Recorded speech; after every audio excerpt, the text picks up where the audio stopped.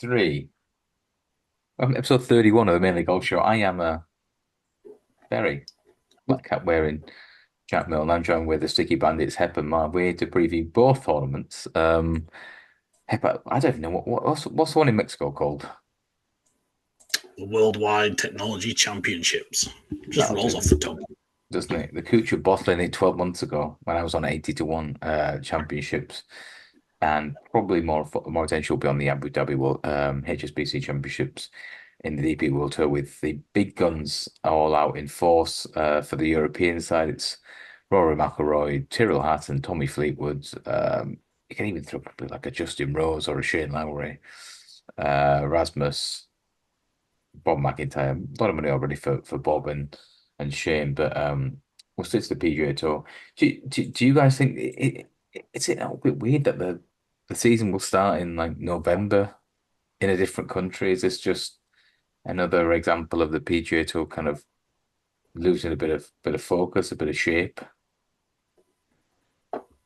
Is this the start of the season? I don't know when it. Well, he finished after the FedEx, right? Then they have Yeah, they call it the wraparound, the Yeah, swing. Yeah. but nobody knows what's going on, do they? I'm not sure what the tournament does or doesn't do. No.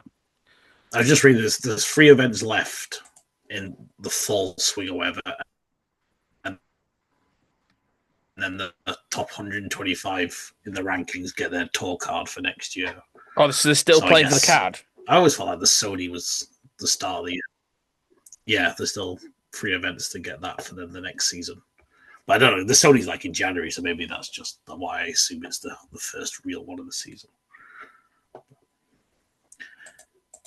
Yeah, But yeah, it's the ones outside at the moment: Highsmith, Twig, Cheese Toasty, Daniel Berger, Montgomery, Woodland. Taylor Montgomery. I think we mentioned him earlier in the season. You went, who the hell is that guy? Looks like Toasty is 128th, if what I'm looking at is correct. Yeah.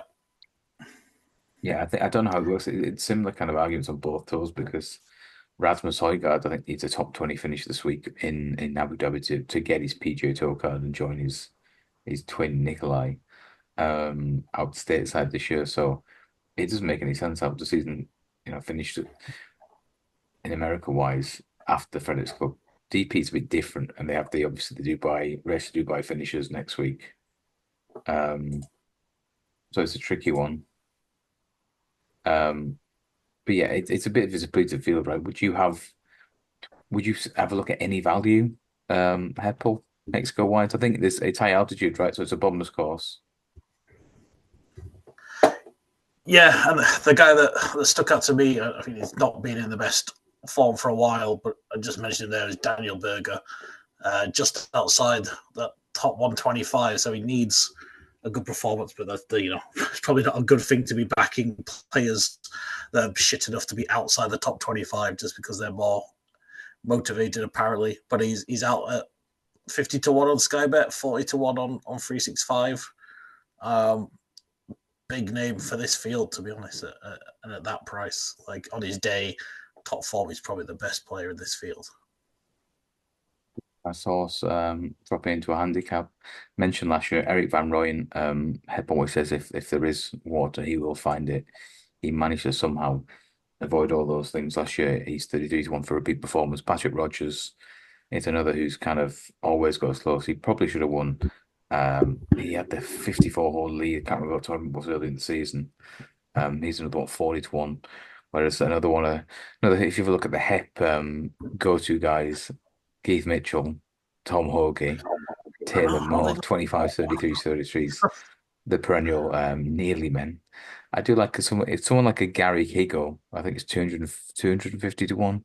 He's a big bomb in South African. He'll like the high altitude. He's used to these type of conditions, obviously playing in places like Johannesburg and around the course in South Africa. He should go well at price. And I'll put up Adam Schenk at 125s.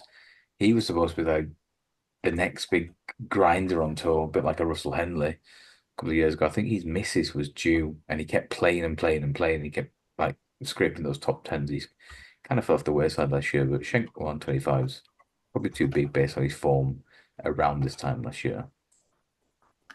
Is that your Yeah, I don't think. official point Yeah, picks for this one? well, no, I'll save my official for DP World Tour.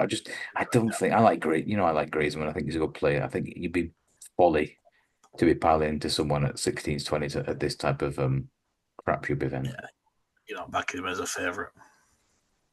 No. Marv? I don't really have any pick, but I just looking down the long list. I see Danny Willett's playing in America or Mexico, I should say. But that was a bit strange.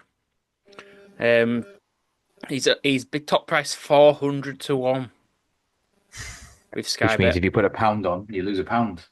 Yeah, well, you see, It's Peter even Kay, I like shoot a pound. even Luke Donald 300 to 1. I think I'd be throwing someone in and just hoping to sneak a place somehow. Because I said Marv, people are looking for expert analysis and opinion, not just like picking randomers and, hoping for the best. no, but why would Danny Willett be playing in? He's a European Tour player. I know he's obviously not made the Yeah, I'm pretty race sure in it's a Dubai. PGA Tour card. I don't know. He plays on the PGA Tour. I'd Luke Donald 300 to 1 and Danny Willett 400 to 1. There you go.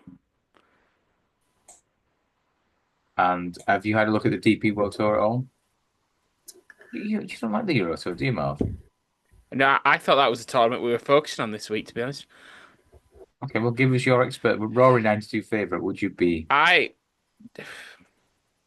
on the basis that he doesn't usually play in this event, even though it's not played in the same time of the year. I'll get away from the wife and kids, isn't he?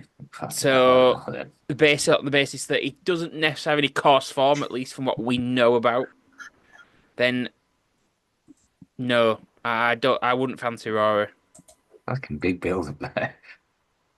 I mean, I think he has a house in Dubai, right? Him and Lowry and Fleetwoods are all quite close, and their kids go to school, whatever. So it's not that far from him.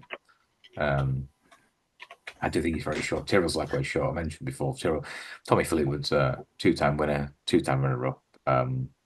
He's probably got that type of boring but wonderfully consistent type of swing and a game for this type of course where you don't necessarily need to be overly flashy or overly long. If you look at the previous winners, you don't necessarily got superstars. I think there's Thomas Peters won this a few years ago. Hatton, Westwood, Victor Perez last year was a big surprise. Came with a late rally. Okay. So Tommy Fleetwood for me, and we'll see you all next week. Ta-ra.